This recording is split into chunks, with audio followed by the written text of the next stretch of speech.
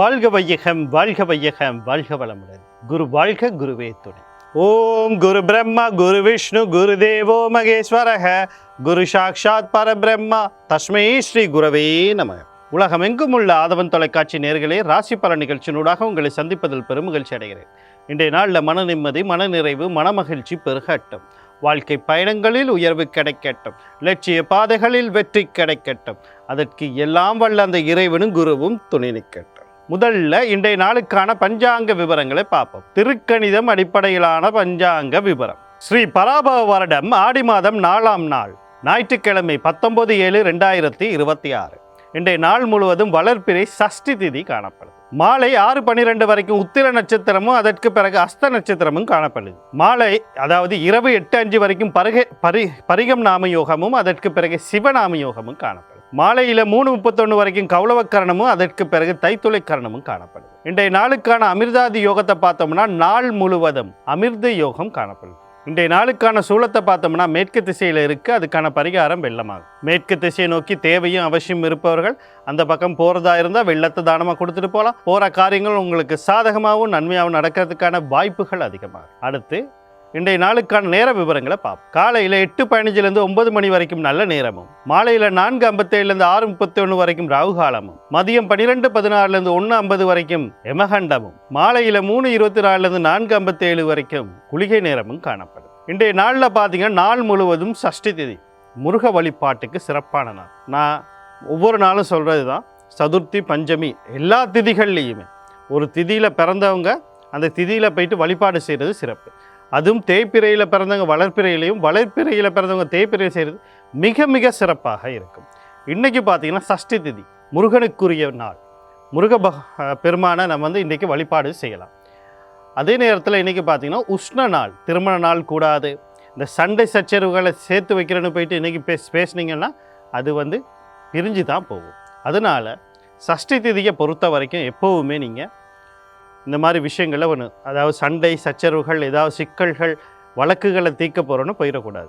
திருமண நாள் கூடாது. திருமண சம்பந்தப்பட்ட பேச்சுகளை பேசவும் கூடாது. முருகன் வழிக்கு சிறந்த நாள். மற்ற விஷயங்கள் செய்யலாம். அது நீங்கள் ஒரு ஆலோசனை பெற்று செய்யுங்க. ஏன்னா இன்றைக்கி உஷ்ணமான நாள், அதனால் கொஞ்சம் ஆலோசனை பெற்றுப்படுங்க. மற்றபடி சஷ்டி திதி நல்லா தான் இருக்கும். அடுத்து இன்றைய நாளுக்கான ராசி பலனை பார்ப்போம். இந்த ராசி பலன் அப்படின்னு சொல்லும்போது ஒவ்வொரு நாளுமே உங்களுக்கு ஒரு சிறிய விளக்கத்தை கொடுக்குறீங்க. எப்படி பலன் பார்ப்பது? இங்கே இருக்க பல பேருக்கு பலன் பார்க்க தெரியாது. ஏன் அப்படின்னா நீங்கள் எல்லாரும் என்ன பண்ணுறீங்க, ஜன்ன நட்சத்திரத்தை தெரிஞ்சு வச்சுருக்கீங்க. இந்த நட்சத்திரம் எப்படி உருவாச்சு? சந்திர பகவான் ஒரு நாளைக்கு ஒரு நட்சத்திரத்தின் மீது பயணம் செய்வார். எந்த நட்சத்திரத்தில் இருக்கும்போது நீங்கள் பிறப்பை எடுத்துக்கிறீங்களோ அது ஜன்ன நட்சத்திரமாக மாறுது. அந்த ஜன்ன நட்சத்திரம் எந்த ராசியின் உள்ள இருக்குதோ அது ஜென்ம ராசியாக மாறும். இங்கே யாரை வைத்து இங்கே நட்சத்திரம் எடுக்கப்படுது அப்படின்னு பார்த்தீங்கன்னா சந்திரனை வச்சு. இந்த சந்திர பகவான் எதற்கு சிறப்பம்சமாக இருக்கிறார்? உடல் மற்றும் மனம் சார்ந்த விஷயத்துக்கு சிறப்பம்சமாக இருக்கிறார். இங்கே அடுத்த விஷயம் என்னென்னா, எடுத்துக்கொள்ளுங்க, தாய் சந்திர பகவானை தாய் கிரகம் அப்படின்னு சொல்லுவோம். நம்ம தாய்ங்கிறது ஒரு கரு உருவாகிறதுக்கான உடலையும் உடலுக்கான வலுவையும் கொடுத்து வளர்க்குறவ தான் தாய். கரு எப்படி உருவாகுது? தாயின்ட்ட இருக்க கருமுட்டை தான் அடுத்த கட்டத்துக்கு போகுது. அந்த வளர்ச்சி அடைய உயிர்னு ஒன்று தேவைப்படுது. அந்த உயிர் எங்கேருந்து வருது? தந்தைக்கிட்டேருந்து வருது. ஜோதிட சாஸ்திர விதியின்படி தந்தை கிரகமாக சூரியனை சொல்லும். அப்போ சூரியனுடைய நகர்வை என்னத்தை கொடுக்குதுன்னா ஆத்மா, உயிர். சூரியன் தான் ஆத்மக்காரகன், உற்பத்திக்காரகன், சகல ஆத்மாவின் பிறப்பிடம்னு சொல்லப்படுது. அப்படி சொல்கிற அந்த சூரியன் எங்கே இருக்காரு அப்படின்னு பார்த்தீங்கன்னா லக்னத்தோடு தான் தொடர்படுறார். அப்போ லக்ன பலன் தான் எல்லாருமே சொல்கிறோம்.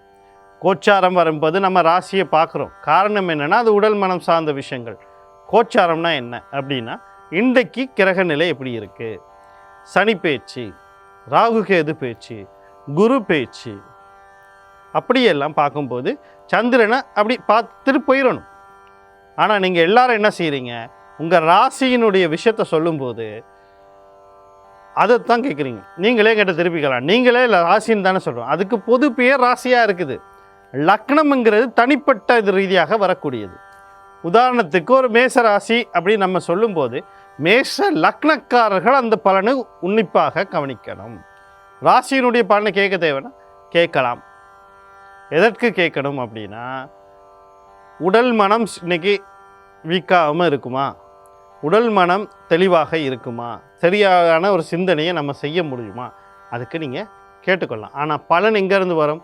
லக்னத்தை தொடர்ந்து தான் பலன் தரும். நான் சொல்கிற பலனையும் லக்னத்தை வச்சு தான் நான் முடிவு பண்ணிக்கிறேன் தவிர ராசியை வச்சு இல்லை. நீங்கள் எப்படி அதை தெளிவாக எடுத்துக்கொள்கிறீங்கிறது உங்களை பொறுத்து. சரி, எனக்கு லக்னம் தெரியாது, எப்படி பார்க்குறது அப்படின்னா, முதல்ல உங்கள் ராசி கட்டத்தை எடுங்க. ராசி கட்டம் 12 பெட்டி போட்ட ராசி கட்டம் இருக்குது. நவாம்ச கட்டம் இருக்குது. சாதாரணமாக ஒரு இதில் ராசி கட்டமும் நவாம்ச கட்டமும் போடுவாங்க ஒரு ஜாதக இதில். கூடுதலாக பாவக கட்டம்னு ஒன்று போடுவாங்க. அது நிறைய பேர் போடுறதில் போடுவாங்க. இது இல்லாமல் 108 கட்டம் இருக்குது.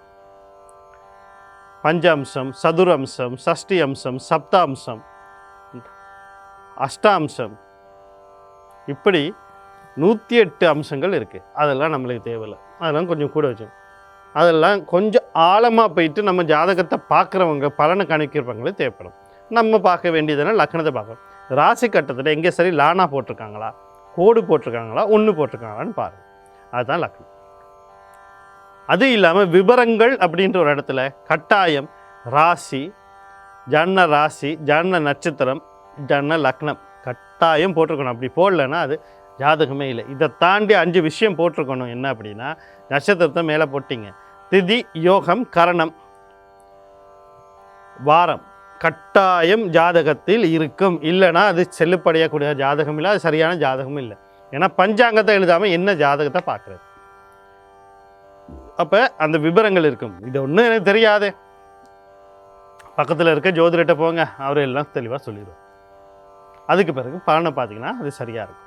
அடுத்தது இன்னொரு விஷயம் தெரிஞ்சுக்கணும், மகாதிசை புத்தி. இந்த மகாதிசை புத்தி சாதகமாக பாதகமாக? தசைநாதனும் புத்திநாதனும் கர்ம நட்சத்திரத்தில் இருக்கானா. ஒரு மகாதிசையில் ஒரு புத்தி ஊழ்வினை புத்தியாக இருக்குது. அது நடக்குதா இல்லையா, இவ்வளத்தையும் தெரிஞ்சுக்கிட்டு நீங்கள் பலனை பார்க்கும்போது அந்த பலன் சரியான வழிகாட்டலாக இருக்குது. இது வாழ்க்கையை மாற்றப் போவதில்லை. அதுக்குன்னா உங்கள் ஜன்ன ஜாதகத்தை பார்க்கணும், வழிகாட்டுறதாக தான் இருக்கும். நம்ம ஜன்ன ஜாதகத்தை பார்த்து சொன்னாலும் இங்கே இருக்கிற ஒரு விஷயம் என்ன அப்படின்னா, நம்ம உங்களுடைய பலன்களை கூற முடியும். அந்த பலன்கள் எதிர்மறையாக இருக்கும்போது மாற்றத்துக்கான வழிகளை கூற முடியும்.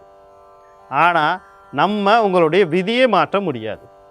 அதை நான் சொல்கிறது ஒரு ஜோதிடரால் விதியை மாற்றி எழுத முடியாது. அப்போ என்னத்துக்கு நம்ம ஜோதிடம் பார்க்குறோன்னா, மழை வருது, கொடை கொண்டு போகணும். இன்றைக்கி மழை அதிகமாக இருக்கும், வெள்ளம் வரும், அப்போ என்ன செய்யணும்? கவனமாக இருக்கும். இப்படி நம்ம எச்சரிக்கைகள் கிடைக்கும்போது, மண் சரிவு வரும் எச்சரிக்கை, பூமி அதிர்வு ஏற்படும் எச்சரிக்கை, சுனாமி வரும் எச்சரிக்கை. இந்த எச்சரிக்கை வந்துருச்சுன்னா என்ன நடக்கும்? நம்ம அதுக்கான முன்னெச்சரிக்கை வேலைகளை செய்வோம்.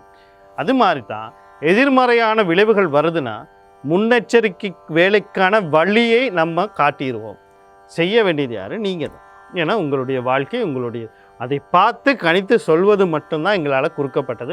உங்களுக்கு ஒரு ஆலோசனை வழங்குறது, அதை நம்ம தெளிவாக செஞ்சுடுவோம். அடுத்து பார்த்தீங்கன்னு சொன்னால், நான் பலன் சொல்லும்போது சில விஷயம் சாதகம்னு சொல்லுவேன், சில விஷயம் பாதகம்னு சொல்லுவேன். ஏன் சாதகமான விஷயம் என்ன அப்படின்னா, அது நீங்கள் இந்த விஷயங்கள் சாதகம். இன்றைக்கி உங்களுக்கு லாட்ரியில் நீங்கள் 1 கோடி ரூபா கிடைக்கும் அப்படின்னா, நீங்கள் போய் லாட்ரியை வாங்கினா தான் கிடைக்கும் தவிர வீட்டிலே உட்காந்துருந்தால் கிடைக்காது. உதாரணத்துக்கு சாதகமான ஒரு விஷயம் சொன்னேன். அதே நேரத்தில் பாதகமான ஒரு விஷயம் சொல்கிறது பயமுறுத்த இல்லை. அப்படி ஒரு விஷயத்துக்கு நீங்கள் தயாராக இருங்கன்ற அர்த்தம். குறிப்பிட்ட நபர்கள் மூலியமாக சிக்கல் அப்படின்னு நான் சொல்லுவேன். அந்த சிக்கல் எப்படி இருக்கலாம்? இப்போ வீட்டில் தந்தை மூலியமாக சிக்கல் அப்படின்னு ஒன்று, அவருக்கு உடல்நல கோளாறு வரலாம், இல்லை அவங்க சார்ந்தவங்க மூலியமாக சில சிக்கல் வரலாம், அல்லது தந்தை ஏதாவது ஒரு கடனோ வாங்கி வச்சிருப்பாரா அதனால சிக்கல் வரலாம், இல்லை தந்தையே சில விஷயங்களுக்கு இதை தடைகள் விதிக்கலாம். இப்படி சிக்கல்கள் வரலாம். அது எந்த திசையில் அந்த வந்தால் வரப்போகுது, ரைட்டு, இதை எப்படி சமாளிக்கிறது அப்படிங்கிறத நீங்கள் முன்கூட்டி எச்சரிக்கையாக இருக்கிறதா அந்த கவனங்கள் வச்சுருங்க. நீங்கள் முயற்சி பண்ணால் நல்லது நடக்கும், கவனமாக இருந்தால் வர பாதிப்பு காட்ட வைக்கும். இதுதான் சாராம்சம். அடுத்தது, நான் கிரகங்களை சொல்லி தெய்வங்களை சொல்லுவேன். ஏன் அப்படின்னா இங்கே இருக்கிற விஷயமே என்ன அப்படின்னா, கிரகத்தினுடைய சக்தி அலைகள் நம்மளை நோக்கி விழுந்துக்கிட்டே இருக்குது. நம்மளுடைய மையப்பகுதியில் இருக்கக்கூடிய அந்த கருமையம் அப்படின்னு சொல்கிற எங்களுடைய பதிவுகள், பாவ பதிவுகளையும் புண்ணிய பதிவுகளையும், கர்மாக்கள், பாவ பதிவும் புண்ணிய சேர்ந்த கர்மா, இந்த கர்மா பதிவு செய்திருக்க இடத்துல இந்த கதிர்வீச்சுகள் விழும்போது சில கதிர்வீச்சுகள் இது அந்த பதிவுக்கு ஏற்ற மாதிரி அந்த சக்தியை உள்வாங்கி கொள்ளும். சில கதிர்வீச்சுகளை உள்வாங்கி கொள்ள முடியாத சூழ்நிலை இருக்கும். அதாவது சமநிலை அற்ற நிலையில் அந்த கதிர்வீச்சுகள் விழும். அது எதுக்கு ஏற்ற மாதிரி விழுது? உங்களுடைய பாவ பதிவுகளுக்கு ஏற்ற மாதிரி, கர்ம பதிவுகளுக்கு ஏற்ற மாதிரி. அப்படி அந்த விழுகிற பதிவு சில நேரங்களில் எங்களுக்கு அப்போ தான் தொல்லைகள், சில நேரங்களில் பல நேரங்களில் வாழ்க்கை முறையில் எதிர்மறையாக இருக்கிறதெல்லாம் எங்களுக்கு தொல்லைகளையும் சிக்கல்களையும் உருவாக்கக்கூடியதாக இருக்கும். அப்படி இருக்கக்கூடிய அந்த கதிர்களை நம்ம சமநிலைப்படுத்த தான் அந்த கிரகங்கள் பேர் சொல்கிறோம். அதுக்கு ஒரு அதிதேவதையாக இருக்கக்கூடிய அல்ல அதிதெய்வமாக இருக்கக்கூடிய தெய்வத்தையும் சேர்த்து ஏன் சொல்கிறேன் அப்படின்னா, நீங்கள் கிரகங்களை கும்பிட முடியாட்டியும் நேராக தெய்வத்தை வழிபடும் போது அந்த கிரகத்தின் அருள் இந்த தெய்வத்தின் வழிபாடு மூலியமாக உங்களுக்கு கிடைச்ச சமநிலைப்படுத்தும். இதுகளை தெளிவாக தெரிஞ்சுக்கிட்டிங்கன்னா நான் சொல்கிற பலன் உங்களுக்கு தெளிவாக இருக்கும். முதல்ல மேசராசி அன்பர்களே, இன்றைய நாள் உங்களுக்கு எப்படி இருக்குது அப்படின்னு சொல்லி பார்த்தோம்னா, நீங்கள் கவனம் செலுத்த வேண்டிய விடயங்கள் அப்படின்னு சொல்லும்போது முக்கியமாக நீங்கள் இன்றைக்கி உங்களை பார்த்துக்கிட்டா போதும். நீங்கள் குழம்பி, மற்றவங்களை குழப்பி, குடும்பத்தில் உள்ளவங்களை குழப்பி, தேவையில்லாத முடிவுகள் எடுக்க போய் அவங்களுக்கு கூட மனஸ்தாபம் வந்து சிக்கல்களாக வரும். அதனால் நீங்கள் எவ்வளோ அமைதியாகவும் பொறுமையாகவும் இருக்கிறீங்களோ அது நல்லது. அடுத்து, இந்த நாளில் வரக்கூடிய சகல விஷயத்தை நன்மையாக மாற்றி அமைத்துக்கொள்ள நீங்கள் உங்கள் ராசியாளர் லக்னாதிபதினு சொல்லக்கூடிய செவ்வாய் பகவான், அவருடைய அதிபதி முருகப்பெருமான், குலதெய்வம் கண்ணா யோகாதிபதி வழிபாடு செய்து கொள்ளுங்கள். இன்றைய நாள் உங்களுக்கு இனிமையான நாளாக அமையும். ரிஷபராசி நேயர்களே, இன்றைய நாள் உங்களுக்கு எப்படி இருக்குது அப்படின்னு சொல்லி பார்த்தோம்னா, நீங்கள் கவனம் செலுத்த வேண்டிய விடயங்கள் அப்படின்னு சொல்லும்போது முக்கியமாக தேவையற்ற செலவுகள், தேவையற்ற ரீதியான இழப்புகள் எல்லாம் ஏற்படுறதுக்கு வாய்ப்பு இருக்குது. கொஞ்சம் கவனமாக இருக்கும். அடுத்து பார்த்தீங்கன்னா, இந்த கடல் கடந்து தொடர்போட ஏதோ ஒரு விஷயம் செய்கிறதுனா அவசரப்பட்டு எந்த முடிவும் செய்யக்கூடாது. அது விஷயங்களை கொஞ்சம் கவனமாக இருக்கணும். அது தொழிலாக இருக்கட்டும், வியாபாரமாக இருக்கட்டும், கல்வியாக இருக்கட்டும், நீங்களே போமிச்சு யாராக இருந்தாலும் அவசரப்பட்டு முடிவு செய்யாங்க. பண விரயங்கள் ஏற்படுறதுக்கு வாய்ப்பு இருக்குது. அதே மாதிரி தூக்க சிக்கல்கள் வர்றதுக்கு வாய்ப்பு இருக்குது. அதே மாதிரி பெண்களுக்கு உடல் உபாதைகள் வர்றதுக்கு வாய்ப்பு இருக்குது. இதனால் கொஞ்சம் நிதானமாகவும் அவதானமாகவும் இருக்கிறது நன்மை தரும். இந்த நாளில் வரக்கூடிய சகல விஷயத்தை நன்மையாக மாற்றிக்கொள்ள சனி பகவான், அவருடைய அதிபதி சிவபெருமான், தர்மசாஸ்தா, குலதெய்வம் கண்ண யோகாதிபதி வழிபாடு செய்கிறது நன்மையை தரும். அடுத்து மிதுன ராசி நேயர்களே, இன்றைய நாள் உங்களுக்கு எப்படி இருக்குது அப்படின்னு சொல்லி பார்த்தோம்னா, நீங்கள் கவனம் செலுத்த வேண்டிய விடயங்கள் அப்படின்னு சொல்லும்போது முக்கியமாக எதிர்பார்ப்புகளை, உங்களுக்கு நீங்கள் என்ன எதிர்பார்த்தீங்களோ அது கைகூடுற மாதிரி இருக்கும். நிம்மதிகள், தூக்க சிக்கல்கள்லாம் தீரும். அதே மாதிரி கால் மனசு ஆசைகள் நிறைவேறதுக்கு வாய்ப்பு இருக்குது. பணவரவுகள் அதிகரிக்கிறதுக்கு வாய்ப்பு இருக்குது. அண்ணன் அக்கா மூலியமாக சில நன்மைகள் நடக்க வாய்ப்பு இருக்குது. உங்கள் மூலியமாக அவங்களுக்கு நன்மை நடக்கிறதுக்கு வாய்ப்பு இருக்குது. அவங்க வாழ்க்கை நன்மை நடக்குது. இப்படி பல விஷயங்கள் நடக்கிறதுக்கான வாய்ப்பு இருக்குது. இந்த வாய்ப்புகளை சரியாக பயன்படுத்திக்கொள்ள சனி பகவான், அவருடைய அதிபதி சிவபெருமான், தர்மசாஸ்தா, குலதெய்வம் கண்ண யோகாதிபதி வழிபாடு செய்து கொள்ளுங்கள். இன்றைய நாள் உங்களுக்கு இனிமையாக அமையும். அடுத்து கடகராசி நேயர்களே, இன்றைய நாள் உங்களுக்கு எப்படி இருக்குது அப்படின்னு சொல்லி பார்த்தீங்கன்னா, நீங்கள் கவனம் செலுத்த வேண்டிய விஷயங்கள் அப்படின்னா, இந்த தந்தை, குழந்தை, முக்கியமாக ஆண் குழந்தை, நீங்கள் இந்த 3 பேரும் தொழில் விஷயம், கல்வி விஷயம், பணம் விஷயம், லாபம் சம்மந்தப்பட்ட வருமான விஷயங்களில் கவனமாக இருக்கணும். நீங்கள் உங்களுடைய தந்தையும் குழந்தைகளையும் கவனமாக பார்த்துக்கணும். இந்த நாளில் வரக்கூடிய சகல விஷயத்தை நன்மையாக மாற்றி அமைத்துக்கொள்ள சனி பகவான், அவருடைய அதிபதி சிவபெருமான், தர்மசாஸ்தா, குலதெய்வம் கண்ண யோகாதிபதி வழிபாடு செய்து கொள்ளுங்கள். இன்றைய நாள் உங்களுக்கு இனிமையாக அமையும். அடுத்து சிம்ம ராசி நேயர்களே, இன்றைய நாள் உங்களுக்கு எப்படி இருக்குது அப்படின்னு பார்த்தீங்கன்னா, தந்தை வழி உறவுகள், தந்தை சார்ந்த விஷயத்தில் கொஞ்சம் கவனமாக இருக்கணும். கல்வி சார்ந்த விஷயத்தில் அவசரப்பட்டு எந்த முடிவும் எடுத்துடக்கூடாது. அது முக்கியமாக உயர்கல்வி, வாழ்க்கை சார்ந்தும் எந்த ஒரு முடிவும் எடுக்கக்கூடாது. ஏன்னா நேற்று சொன்னதே என்ன சொல்கிறான்னு யோசிக்காதீங்க. உங்களுடைய பலன் இன்று அப்படி தான் இருக்குது. அதுலேயும் முக்கியமாக பார்த்தீங்கன்னு சொன்னால் தொழில் சார்ந்த முடிவுகளை நீங்கள் இன்றைக்கு எடுக்கக்கூடாது. குழந்தைகள் சார்ந்த முடிவுகள் எடுக்கக்கூடாது. நீங்கள் உங்கள் வாழ்க்கை சார்ந்து எந்த முடிவும் எடுக்கக்கூடாது. கொஞ்சம் கவனமாக இருக்கும். நாளில் வரக்கூடிய சகல விஷயத்தை நன்மையாக மாற்றி அமைத்துக்கொள்ள சூரிய பகவான் குலதெய்வம் கண்ணன் யோகாதிபதி வழிபாடு செய்து கொள்ளுங்க. இன்றைய நாள் உங்களுக்கு இனிமேலாக அமையும். அடுத்து கன்னி ராசி நேயர்களே, இன்றைய நாள் உங்களுக்கு எப்படி இருக்குன்னா, இப்போ நான் சொல்கிற விஷயம் உங்களுக்கு மட்டும் இல்லை, உங்களுடைய தந்தைக்கும் சேர்த்து சொல்கிறேன். கவனம் கவனம் கவனம் கவனம். தொழில் சார்ந்தும் அவசரப்பட்டு எந்த முடிவு எடுத்துடக்கூடாது. கல்வி சார்ந்து எடுத்துக்கூடாது, வாழ்க்கை சார்ந்து எடுக்கக்கூடாது. இதுகளில் சில சிக்கல்கள் வர்றதுக்கு வாய்ப்பு இருக்குது. களவு போகிறது, விபத்து உண்டாகிறதுக்கெல்லாம் காரணம் இருக்குது. எதிர்பார்க்கிற வருமானங்கள் சொத்துக்கள் கைவிட்டு போகிறதுக்கு வாய்ப்பு இருக்குது. இல்லைனா அதில் தடை தாமதம் ஏற்படுறதுக்கு வாய்ப்பு இருக்குது. கொஞ்சம் கவனமாக இருங்க. நீங்களும் கவனமாக இருங்க. இன்றைய நாளில் வரக்கூடிய சகல விஷயத்தை நன்மையாக மாற்றி அமைத்துக்கொள்ள நீங்கள் ஆஞ்சநேயர் குலதெய்வம் கண்ணன் யோகாதிபதி வழிபாடு செய்து கொள்ளுங்கள்.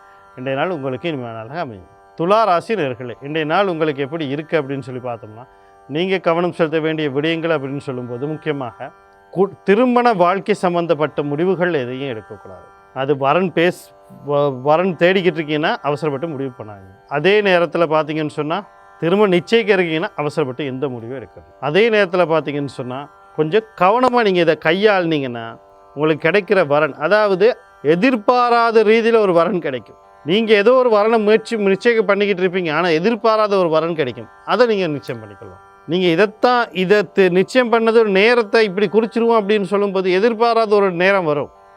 ஏதோ ஒரு வழியில், இல்லை அந்த நேரத்தில் செய்யணும்னா முன்னாடி செய்யலாம், இல்லைன்னா 2 நாள் கழிச்சு செய்யலாம், இல்லை அடுத்து வர மூத்தில் செய்யலாம் அப்படின்னு ஒரு வரும்.